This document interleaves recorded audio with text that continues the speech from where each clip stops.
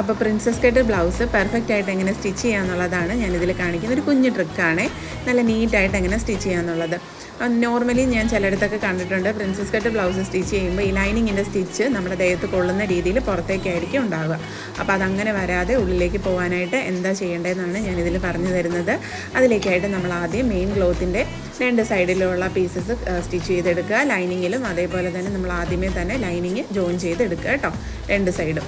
എന്നതിന് ശേഷം നമ്മൾ ലൈനിങ്ങും മെയിൻ ക്ലോത്തിൻ്റെ നല്ല വശവും ഒരുമിച്ച് ഫേസ് ടു ഫേസ് വെച്ച് നമ്മൾ നെക്ക് മാത്രം സ്റ്റിച്ച് ചെയ്തെടുക്കുകയാണ് കേട്ടോ ചെയ്യുന്നത്. നെക്ക് സ്റ്റിച്ച് ചെയ്തതിന് ശേഷം നമ്മളിത് തിരിച്ചിടുകയാണ് കേട്ടോ.